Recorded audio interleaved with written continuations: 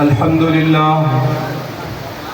لله الذي كتب الآثار ونسخ الآجال والقلوب عنده مفزية والسر عنده علانية الحلال ما أحل والحرام ما حرم والدين ما شرع والأمر ما قضى الخلق خلقه والعبد عبده وهو الله الرؤوف الرحيم.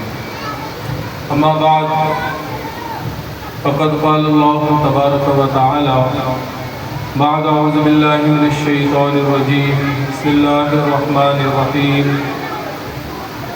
إنا عرضنا الأمانة على السماوات والأرض والجبال فأبين أن يحملنها وأشفقن منها وحملها الإنسان. وقال تعالى لو أنزلنا هذا القرآن على جبل لرأيته خاشعا متصدعا من خشية الله. وقال رسول الله صلى الله تعالى عليه وسلم في معنى الحديث خيركم من تعلم القرآن وعلمه. وقال رسول الله صلى الله تعالى عليه وسلم في معنى الحديث من قرأ حرفا من كتاب الله فله به حسنة والحسنة عشر أمثالها ولا أقول ألف لام ميم حرف بل ألف حرف ولام حرف وميم حرف أو كما قال عليه الصلاة والسلام. صدق الله العظيم وصدق رسوله النبي الكريم ونحن على ذلك لمن الشاهدين والشاكرين والحمد لله رب العالمين. میرے محترم بھائیو، قرآن اللہ کا کلام ہے اور اللہ کے کلام کو سارے کلاموں پر وہ فوقیت حاصل ہے جو اللہ کو اس کی مخلوقات پہ فوقیت حاصل ہے. قرآن مجید وہ عظیم کلام ہے. حدیث شریف میں آتا ہے اللہ کے رسول صلی اللہ تعالی علیہ وسلم فرماتے ہیں کہ اللہ نے زمین و آسمان کی پیدائش سے 50,000 سال پہلے سورہ یاسین اور سورہ طٰہٰ فرشتوں کو سنائی. تو فرشتوں نے کہا کہ بہت ہی مبارک قوم ہوگی وہ جس پہ یہ نازل ہو، اور بہت مبارک دل ہوں گے جو اسے اٹھائیں گے، اور بہت ہی مبارک زبانیں ہوں گی جو اس کی تلاوت کریں گے.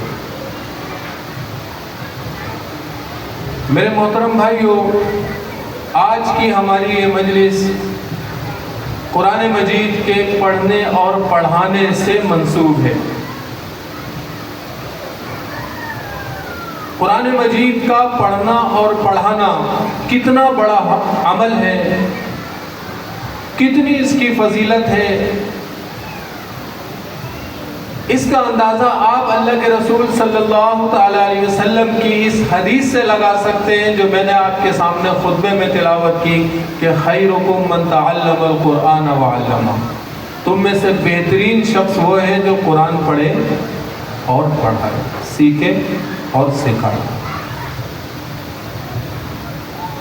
تہجد پڑھنا بہت اعلیٰ عمل ہے، لیکن اس کو خیر حکم نہیں کر. نوافل کی کثرت کرنا بہت اعلیٰ عمل ہے، خیر حکم نہیں کر. نفلی روزے رکھنا بہت اعلیٰ عمل ہے، خیر حکم نہیں کہا. تسبیح لے کے بیٹھ جانا، 1000 دفعہ کلمہ پڑھے، خیر حکم نہیں کہا. بیگ میں بھر کے پیسے لے آئے غریبوں میں تقسیم کر رہا ہے، خیر حکم نہیں کہا. یہ سارے عمل بہترین ہیں، یہ سارے عمل قابل قدر ہیں. ان سارے اعمال کا دنیا اور آخرت میں بدلہ ملے گا، لیکن اللہ کے نزدیک جو سب سے بڑا عمل ہے، سب سے بہترین عمل ہے، سب سے اعلیٰ عمل ہے، سب سے افضل عمل ہے، وہ اللہ کے کلام کو پڑھنا اور پڑھانا، سیکھنا اور سکھانا ہے. آج ہم قرآن پڑھانے والے حضرات کو حقارت سے پیش آتے ہیں اور یوں سمجھتے ہیں کہ ہمارے چندوں کے اوپر یہ پڑھتے ہیں۔ جب میدان حشر لگا ہوا ہوگا اور قرآن پڑھنے اور پڑھانے والے سب سے بہترین مسندوں پہ بیٹھے ہوئے ہوں گے تو اس وقت پتہ چلے گا کہ یہ کیا کر کے آئے اور ہم کیا کر کے آئے۔ فَسَوْفَ تَرَىٰ إِذَا انْكَشَفَ الْغُبَارُ أَفَرَسٌ تَحْتَ رِجْلِكَ أَمْ حِمَارٌ، جب غبار چھٹ جائے گا تو پتہ چلے گا کہ گھوڑے پہ سوار تھے یا گدھے پہ سوار۔ میرے عزیزوں، یہ قرآن کتنا بڑا کلام ہے۔ اللہ فرماتے ہیں یہ قرآن اتنا بھاری کلام ہے، اتنا سخت، اتنا بوجھل کلام ہے کہ تم تو اسے اٹھانے کے قابل ہی نہیں تھے، یہ تو ہم نے اپنے رسول کے دل پہ نازل کر کے تمہارے لیے آسان کر دیا۔ لو انزلنا هذا القرآن على جبل لرأيته خاشعا متصدعا من خشية الله، اگر اس قرآن کو ہم اپنے رسول پہ نازل کرنے سے پہلے کسی پہاڑ کے اوپر اتار دیتے تو وہ پہاڑ اللہ کی ہیبت سے، اس کے کلام کے بوجھ سے ٹکڑے ٹکڑے ریزہ ریزہ ہو کے بکھر جاتا۔ اِنَّا عَرَضْنَا الْأَمَانَةَ عَلَى السَّمَاوَاتِ وَالْأَرْضِ، ہم نے اس قرآن کو پیش کیا آسمانوں پہ کہ اٹھاؤ، زمین پہ پیش کیا کہ اٹھاؤ، پہاڑوں پہ پیش کیا کہ اٹھاؤ، فَأَبَيْنَا يَحْمِلْنَهَا، وہ اٹھانے سے عاجز ہو گئے، کہنے کہ اللہ ہم نہیں اٹھا سکتے اسے، وَأَشْفَقْنَا مِنْهَا، اور خوف سے لرز اٹھے، وَحَمَلَهَا الْإِنسَانُ، اور انسان کو ہم نے اس قابل بنایا کہ اس قرآن کو اٹھائے۔ اللہ رب العزت نے قرآن مجید میں سورہ قمر میں کئی مرتبہ ارشاد فرمایا وَلَقَدْ يَسَّرْنَا الْقُرْآنَ لِلذِّكْرِ فَهَلْ مِن مُّدَّكِرٍ، قرآن کو ہم نے یاد کرنے کے لیے آسان کر دیا، کوئی ہے یاد کرنے والا؟ کیسا یاد ہوتا ہے؟ چھوٹا سا بچہ، جس بچے کو اسکول کی پوئم یاد کرائی جائے اس میں آگے پیچھے کر دیتا ہے، آپ کو 7 سال 8 سال 10 سال 15 سال کے بچے حافظ قرآن ملیں گے جو قرآن مجید الف لام میم سے سنانا شروع کرے والناس پہ جا کے رکے۔ یہ قرآن مجید کا معجزہ ہے۔ پچھلی کتابیں صرف انبیاء کو یاد ہوتی تھی، کسی امتی کو یاد نہیں ہوتی تھی، کسی امتی کو یاد نہیں ہوتی تھی، نبیوں کو یاد ہوتی تھی کتاب۔ یہ اس امت کے لیے اللہ نے خصوصی کرم کیا، خصوصی رحم کیا، خصوصی فضل کیا کہ اللہ رب العزت نے اس امت کے لیے اس امت کی آخری کتاب کو آسان کر دیا۔ ہم یاد تو کریں۔ میں ایک بات کرتا ہوں اکثر مجلسوں میں یہ کہتا ہوں کہ ٹھیک ہے آپ اپنے بچوں کو حفظ کراتے ہیں، بہت اچھی بات ہے، بہت اعلیٰ بات ہے، اپنے بچوں کو حفظ کرائیں، ضرور کرائیں، بلکہ ان کو آگے علماء بنائیں، ان کو مفتی بنائیں۔ اپنے بارے میں کیا سوچا ہے؟ اپنے بارے میں کیا سوچا ہے کہ ہم نے بھی تو کچھ قرآن یاد کرنا ہے، نہیں کرنا ہے؟ کچھ سوچا ہے؟ کیا جو 10 صورتیں ہم بچپن سے یاد کر کے چلے آ رہے ہیں، الم تر کیف فعل ربک باصحاب الفیل، یہاں سے قل اعوذ برب الناس تک، بس قرآن اس پہ ہمارے لیے مکمل ہو گیا، بس یہی کافی ہے ہمارے لیے؟ میرے عزیزو، یہ قرآن یاد کرنے کے لیے آسان ہے، ہر ایک کے لیے آسان ہے، بچوں کے لیے بھی آسان ہے، جوانوں کے لیے بھی آسان ہے، بوڑھوں کے لیے بھی آسان ہے، مردوں کے لیے بھی آسان ہے، عورتوں کے لیے بھی آسان ہے، ذہین لوگوں کے لیے بھی آسان ہے، متوسط لوگوں کے لیے بھی آسان ہے، کن ذہن کوڑ مغز لوگوں کے لیے بھی آسان ہے، سب کے لیے آسان ہے۔ اگر ایسی بات نہیں ہوتی تو اللہ یہ فرماتے کہ ہم نے یہ ذہین لوگوں کے لیے آسان کیا۔ اللہ نے مطلق فرمایا. علماء بیٹھے ہوئے ہیں, جب مطلق لفظ بولا جاتا ہے تو وہ اپنے اطلاق کے اوپر ہوتا ہے. المطلق یجری علی اطلاق, سب کے لیے آسان ہے. اگر آپ کی عمر 50 سال ہو گئی, اگر آپ کی عمر 40 سال ہو گئی, 60 سال ہو گئی, 55 سال ہو گئی, آپ بولے مجھے کیسے یاد ہوگا قرآن مجید؟ میں الحمدللہ اپنی مسجد میں ترغیب دیتا ہوں. 62 سال کے ایک صاحب ہیں, 6 پارے حفظ کر چکے ہیں, 6 سپارے حفظ کر چکے ہیں. اس عمر میں ریٹائرمنٹ کے بعد یاد کرنا شروع کیا. تو یہ جوان یاد نہیں کر سکتے؟ ہمت کرے, آگے بڑھے, روزانہ یاد کرنے کی صورتیں یاد کریں, روزانہ پڑھنے کی صورتیں یاد کریں. سورہ یاسین یاد کریں, سورہ ملک یاد کریں, سورہ الف لام میم سجدہ یاد کریں, سورہ واقعہ یاد کریں, سورہ رحمان, سورہ حدید یاد کریں, روزانہ پڑھنے کی صورت. ایک مسلمان کے لیے کتنے فکر کی بات ہے. میں لفظ ہلکا استعمال کر رہا ہوں, ورنہ بولنا ہی چاہیے تھا کہ کتنے شرم کی بات. مسلمان کے لیے کتنی فکر کی یہ بات ہے کہ اس کا دل اپنے رب کے کلام میں نہیں لگا. موبائل اٹھایا صرف ایک میسج چیک کرنے کے لیے, واپس رکھا آدھے گھنٹے کے بعد. موبائل اٹھایا تو اس میں دل لگ گیا, لیکن اللہ کا کلام اٹھایا, ایک پارہ پڑھنے کی نیت سے ایک رکوع پڑھا, دل گھبرانے لگا. دوسرا رکوع پڑھا, ایک دم بے چین ہو گئی طبیعت. تیسرے رکوع تک اچاٹ ہو گئی, رکھ دیا چلے.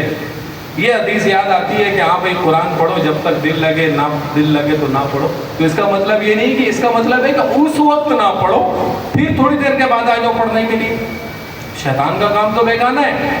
شیطان تو آپ کا دل اچاٹ کرے گا قرآن مجید پڑھنے سے. قرآن ایک زندہ کلام ہے. قرآن الفاظ نہیں ہے صرف, یہ اللہ حی لا یموت کا کلام ہے. اس رب کا کلام ہے جو ہمیشہ سے زندہ ہے اور ہمیشہ زندہ رہے گا, اس کا کلام ہے یہ قرآن. زندہ کلام,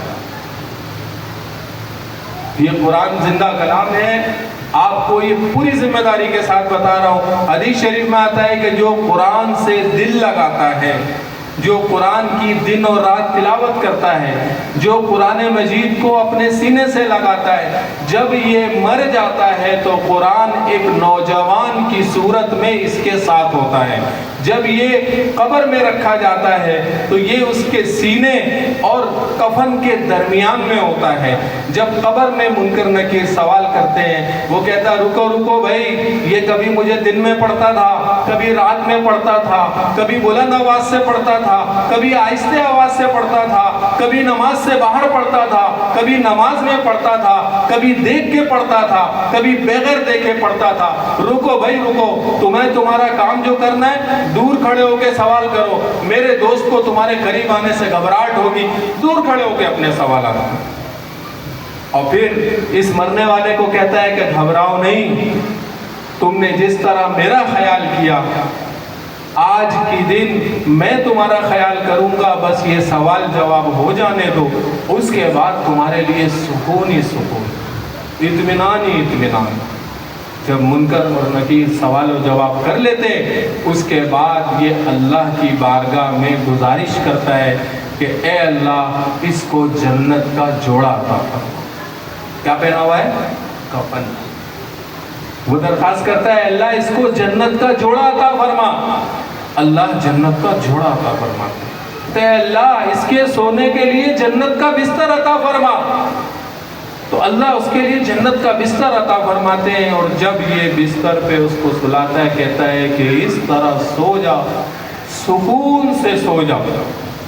اب تیری اور میری ملاقات میزان میں تیرے اعمال نامے میں نیکیوں کا وزن بڑھانے کے لیے ہوگا.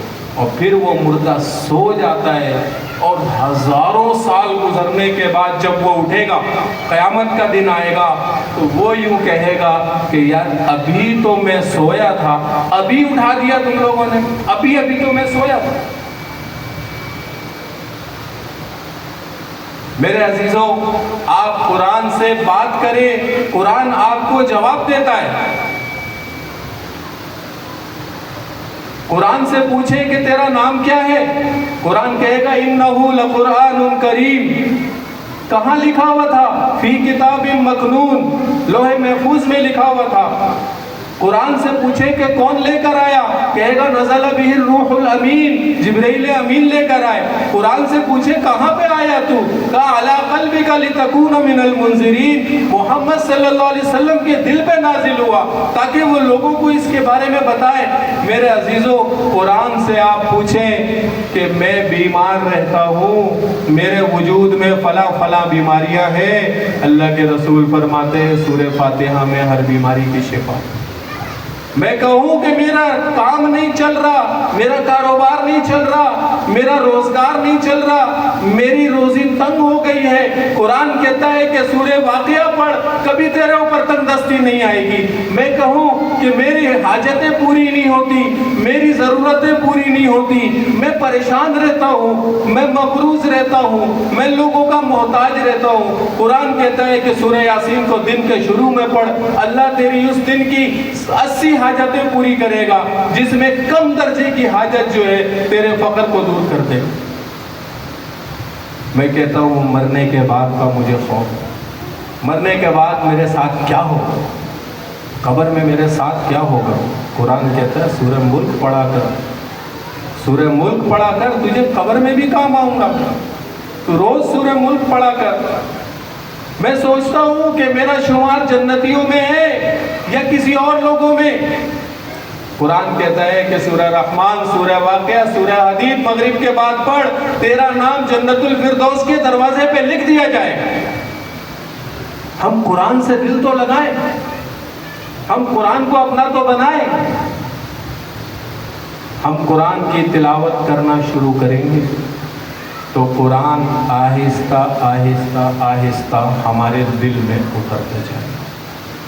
جب قرآن کی محبت ہمارے دل میں اترے گی، جب قرآن کو ہم سینے سے لگائیں گے، قرآن پڑھتے جائیں گے، پڑھتے جائیں گے، پڑھتے جائیں گے، تو پھر یہ قرآن بھی ہمیں دوست بنا لے گا، اور پھر قرآن کی تلاوت کی پابندی کرتے کرتے کرتے وہ کیفیت ہماری ہو جائے گی کہ اندر سے بات اٹھے گی کہ آج تو میں نے تلاوت نہیں کی، آج تو مجھے تلاوت میری رہ گئی، اور تلاوت کیے بغیر پھر آدمی سوئے گا نہیں۔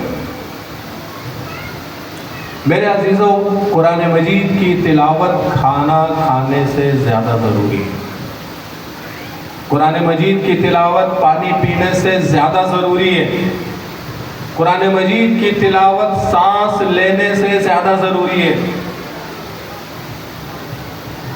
میرے عزیزو، سب سے زیادہ دین کو سمجھنے والے صحابہ رضوان اللہ علیہم اجمعین، ابھی ناخواں پڑھ لیتے ہیں دونوں صحابہ کے بارے میں، سب سے زیادہ جو ہے وہ دین سمجھنے والے کون ہیں؟ بتائیں، میں زور سے بولے، صحابہ رضوان اللہ علیہم اجمعین۔ انہوں نے دین براہ راست جناب نبی کریم صلی اللہ علیہ وسلم سے حاصل کی، ان سے زیادہ دین کو سمجھنے والا امت میں کوئی نہیں ہے۔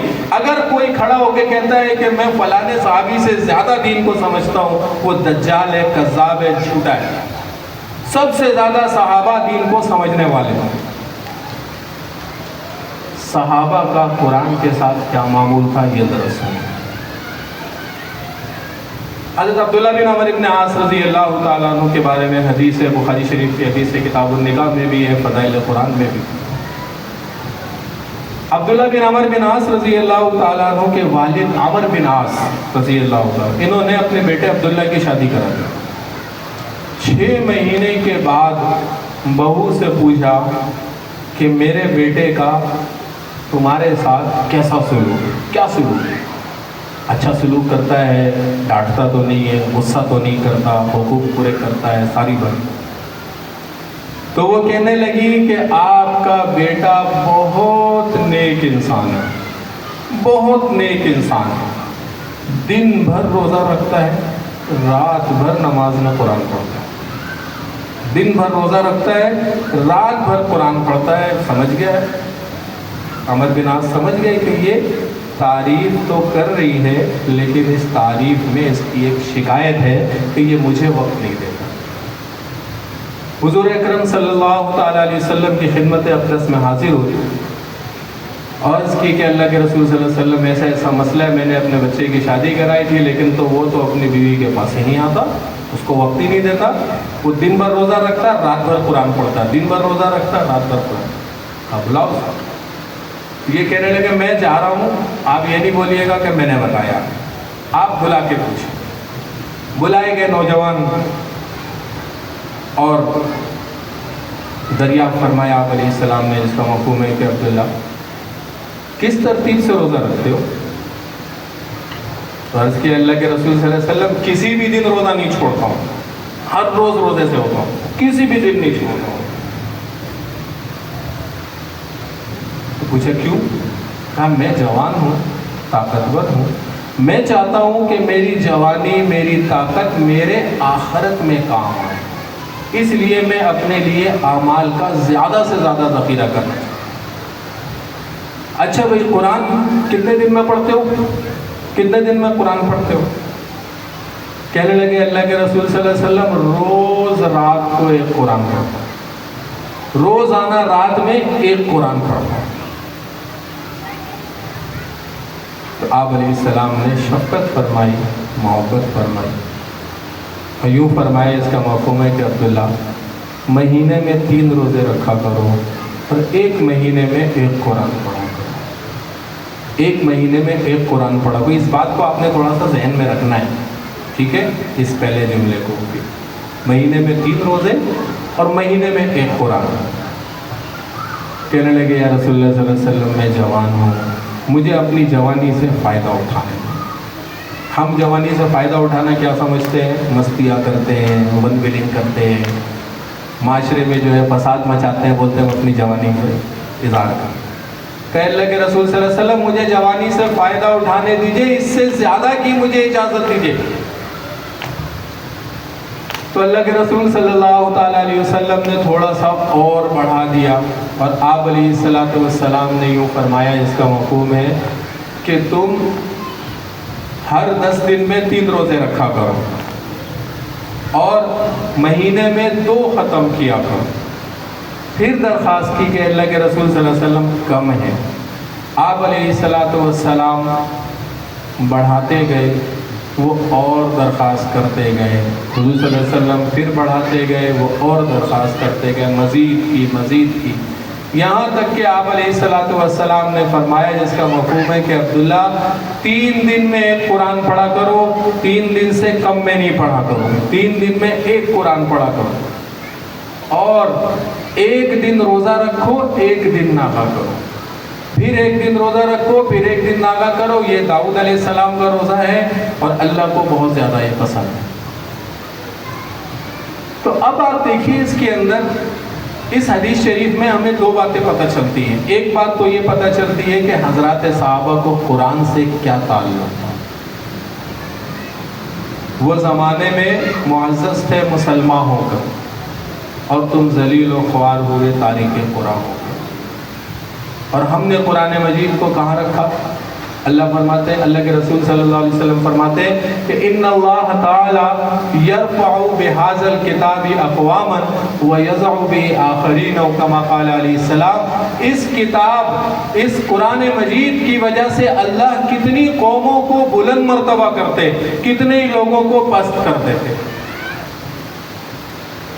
ایک تو اس سے صحابہ کا شوق پتہ چلتا ہے، واقعات سے حدیث کی کتابیں بھری پڑی ہیں، وقت مختصر ہے، ایک ہی پہ اکتفا کرتا ہوں، لیکن اس سے ہمیں یہ پتہ چلتا ہے کہ ایک مسلمان کو کم سے کم قرآن مجید مہینے میں مکمل کر لینا چاہیے۔ حضور صلی اللہ علیہ وسلم نے اس سے کم نہیں کیا۔ آپ علیہ السلام یوں فرماتے ہیں کہ بھائی 3 مہینے میں ایک پڑھ لو، 2 مہینے میں ایک نہیں۔ حضور صلی اللہ علیہ وسلم نے شروع کہاں سے کیا؟ شروع کیا کہ مہینے میں ایک قرآن پڑھو۔ مولانا مدنی لاہوری رحمۃ اللہ علیہ فرمایا کرتے تھے، شیخ القرآن فرمایا کرتے تھے کہ چاند کی تاریخوں کا حساب رکھو، چاند کی جتنی تاریخ ہو آپ کا اتنے نمبر کا پارہ ہونا چاہیے۔ پہلی تاریخ کو پہلا پارہ، دوسری تاریخ کو دوسرا پارہ، تیسری تاریخ کو تیسرا پارہ، اور جو مہینہ 29 کا ہے اس 29 کے دن 2 پارے پڑھ دو، قرآن پورا ہو جائے۔ بہت آسان ہے۔ میں عرض کرتا ہوں اس بارے میں، قرآن مجید کے بارے میں جتنی بھی کوتاہیاں ہم سے ہو رہی ہیں، یقین رکھیے کہ ہماری ساری زندگی کی تنگیوں پریشانیوں کی جڑ قرآن سے منہ موڑ لینا ہے۔ اللہ نے اپنی کتاب میں فرمایا سورہ طٰہٰ میں کہ وَمَنْ أَعْرَضَ عَنْ ذِكْرِي فَإِنَّ لَهُ مَعِيشَةً ضَنْكًا، جو ہمارے اس قرآن سے منہ موڑے گا اس کی زندگی ہم تنگ کر دیں گے، اس کی معیشت تنگ کر دیں گے ہم۔ وہ لاکھ کما لے، کروڑ کما لے، تنگی نہیں ختم ہوگی اس کے اوپر۔ تو ہم نے قرآن چھوڑ دیا، باقی سب لے لیا۔ حالانکہ قرآن مجید کو مضبوطی سے تھامنا چاہیے تھا، اور قرآن مجید کی تلاوت صبح و شام و دن و رات کرنا چاہیے تھی۔ تو اب جب کہ ہم اس اصل سے بہت دور نکل گئے، تو اس کے لیے میں آپ کو 2 صورتیں بتاتا ہوں، اور پھر اس کے بعد دعا کر لیتے ہیں۔ ان 2 صورتوں میں سے جو صورت آپ کو پسند ہو اس پہ عمل کر لیں، انشاءاللہ آہستہ آہستہ آپ قرآن مجید کی تلاوت پہ آئیں گے۔ چاہے کسی بھی شعبے سے آپ تعلق رکھتے ہیں، چاہے آپ ملازم ہیں، چاہے آپ سیٹ ہیں، چاہے آپ تاجر ہیں، چاہے آپ کاشتکار ہیں، چاہے آپ ٹھیکیدار ہیں، چاہے آپ کاریگر ہیں، آپ ان دونوں ترتیبوں میں سے ایک ترتیب پہ عمل کریں۔ پہلی ترتیب یہ ہے کہ 24 گھنٹے میں کوئی سا ایک وقت، کم از کم 15 منٹ یا اس سے زیادہ کوئی سا ایک وقت آپ مقرر کر لیں کہ یہ وقت قرآن کا ہے، اور کوئی کام میں نے نہیں کرنا۔ مثال کے طور پہ آپ آتے ہیں 10 بجے کام سے واپس، رات کو کھانا کھا کے فریش ہو کے 11 بجتا ہے، تو اب 11 سے 11:15 کا وقت رکھ لیں۔ کوئی ضروری نہیں ہے کہ آپ دن کے وقت میں کریں تلاوت، کوئی ضروری نہیں کہ صبح اٹھ کے کریں۔ صبح کریں تو بڑی اچھی بات ہے، بہت اعلیٰ بات ہے، لیکن اگر نہیں مل رہا ٹائم، 24 گھنٹے میں کوئی ایک وقت طے کر لیں۔ اور کرنا تلاوت کتنی ہے؟ روزانہ 1 پارہ تلاوت کرنی ہے، تاکہ مہینے میں پورا ہو جائے۔ اب پہلے دن سے تو 1 پارہ تلاوت ہوگی نہیں، پہلے دن سے تو 1 پارہ تلاوت نہیں ہوگی، تو پہلے دن 2 رکوع پڑھ لیں، دوسرے دن بھی 2 رکوع پڑھیں، تیسرے دن بھی 2 رکوع پڑھیں، چوتھے دن بھی 2 رکوع پڑھیں، 1 ہفتے تک 2 رکوع چلائیں۔ 1 ہفتے کے بعد 8ویں دن 3 رکوع کر دیں، 1 رکوع بڑھا دیں، پھر 1 ہفتہ اور چلائیں، پھر 4 کر دیں، پھر 5 کر دیں۔ ہفتے بڑھاتے ایک نہ ایک دن آپ ترتیب پہ آ جائیں گے، اور آپ جو ہے وہ روزانہ 1 پارہ پڑھنے والے بن جائیں گے۔ یہ ایک ترتیب ہے، لیکن اس میں پوری ایمانداری کے ساتھ اور پوری ذمہ داری کے ساتھ اپنے آپ سے وعدہ کریں کہ یہ وقت ہم نے جو ہے وہ قرآن کو دے دیا۔ اس میں 2 باتوں کی آپ کو چھوٹ ملے گی، جس کو قرآن مجید نے بھی چھوٹ دی۔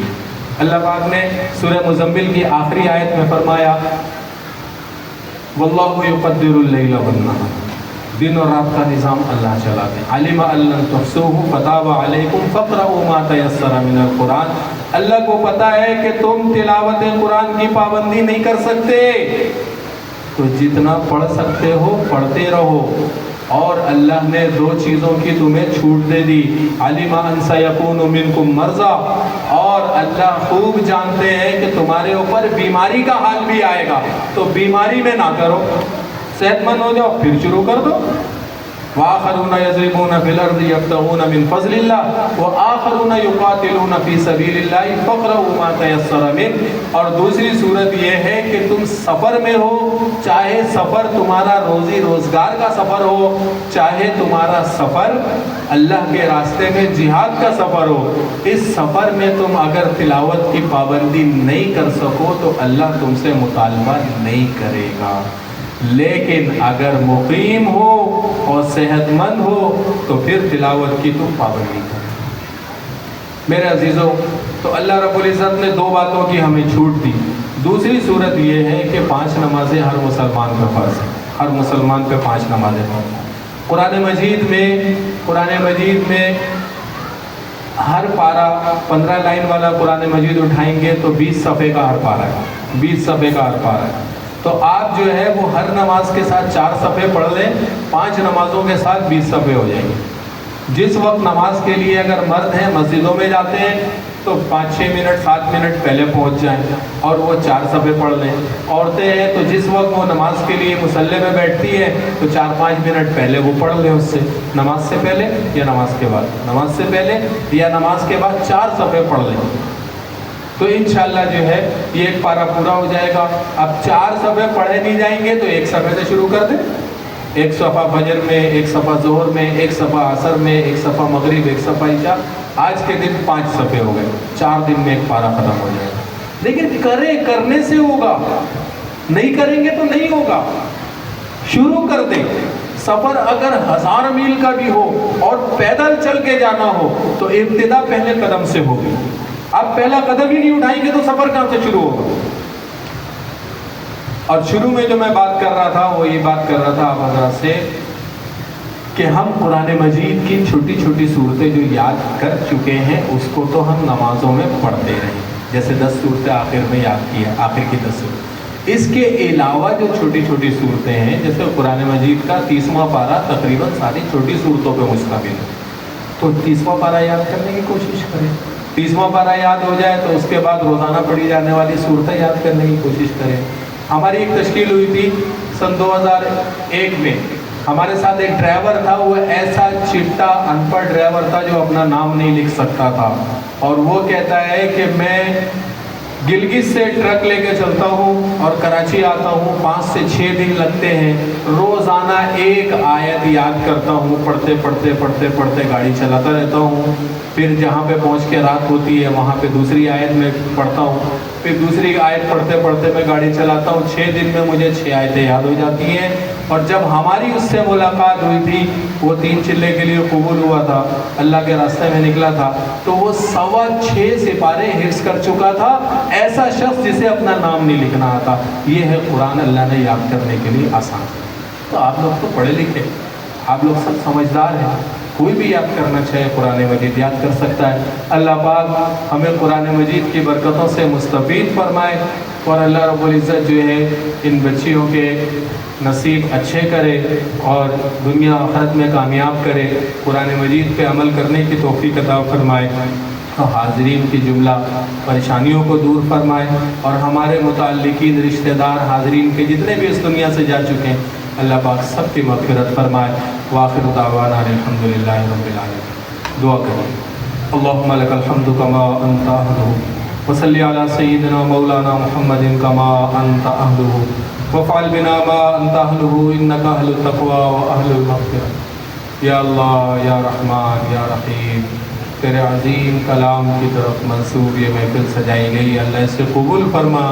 یا اللہ اس میں جتنے بھی نعت خوانوں نے یا اللہ تیرے حبیب صلی اللہ علیہ وسلم کی ثنا بیان کی، یا اللہ تیرے حمد بیان کی، یا اللہ قرہ حضرات نے تلاوت کی، یا اللہ ان سب کو اس بہترین اجر عطا فرما، یا اللہ اس کو قبول فرما۔ یا اللہ یا رحمان یا رحیم، ہم سب کے سارے مرحومین کو یا اللہ قبر کا معاملہ ان کے لیے آسان فرما۔ یا اللہ یا رحمان یا رحیم، یا اللہ شکیل بھائی کا اس سال انتقال ہوا، یا اللہ ان کی قبر کو جنت کا باغ بنا، ان کے لیے قبر کا معاملہ آسان فرما۔ یا اللہ ان کی نیکیوں کو قبول فرما، یا اللہ ان کی کوتاہیوں کو درگزر فرما۔ یا اللہ اور اقبال بھائی کے والد صاحب یا اللہ ان کے اوپر بھی خصوصی کرم فرما۔ یا اللہ آخرت کی تمام منزلوں کو یا اللہ آسان فرما۔ یا اللہ ہمارے اس ہال والے ساتھی جو ہیں یا اللہ ان کے اوپر بھی خصوصی کرم فرما، ان کی پریشانیوں کو دور فرما۔ یا اللہ جتنے بھی حاضرین مجلس ہیں یا اللہ جس قسم کی پریشانی میں مبتلا ہیں ان کی پریشانیوں کو دور فرما، جو مقروض ہیں ان کے قرضوں کی ادائیگی خزانہ غیب سے فرما۔ یا اللہ جو بے روزگار ہیں ان کے لیے آسانی، عافیت، برکت والی حلال روزی عطا فرما۔ یا اللہ قرآن مجید کو یا اللہ دن و رات قرآن کی تلاوت کرنے کی توفیق عطا فرما۔ یا اللہ قرآن کو تہجد میں پڑھنے کی توفیق عطا فرما، قرآن مجید کو یاد کرنے کی توفیق عطا فرما، قرآن مجید کو یاد رکھنے کی توفیق عطا فرما۔ قرآن کو یا اللہ ہمارے لیے حجت بنا، یا اللہ قرآن کو ہمارے خلاف مدعی بننے سے محفوظ فرما۔ یا اللہ قرآن مجید کی برکتوں سے دنیا اور آخرت میں مستفید فرما۔ قرآن کے بارے میں ہم سے اتنی بھی کوتاہیاں آج تک ہو چکی ہیں، اللہ ہم توبہ کرتے ہیں، اللہ تو ہمیں معاف فرما، یا اللہ تو ہمیں معاف فرما، یا اللہ تو ہمیں معاف فرما۔ جتنے بھی بچوں نے یا اللہ قرآن مجید پڑھا، ناظرہ پڑھا، حفظ کیا، یا اللہ ان سب کا پڑھنا قبول فرما، یا اللہ یاد کرنا قبول فرما۔ ان کے والدین کو اس کا بہترین اجر عطا فرما۔ یا اللہ دنیا آخرت کی ان کی پریشانیوں کو دور فرما۔ یا اللہ حضور اکرم صلی اللہ علیہ وسلم نے جتنی خیر کی دعائیں مانگی ہیں وہ خیر ہم سب کو نصیب فرما، پوری امت مسلمہ کو نصیب فرما۔ تو جناب نبی کریم صلی اللہ علیہ وسلم نے اتنے شرور سے پناہ چاہیے، ان سے ہمیں بھی پناہ عطا فرما، پوری امت مسلمہ کو پناہ عطا فرما۔ صلی اللہ تعالی علی خیر خلقہ محمد و آلہ و اصحابہ اجمعین، آمین۔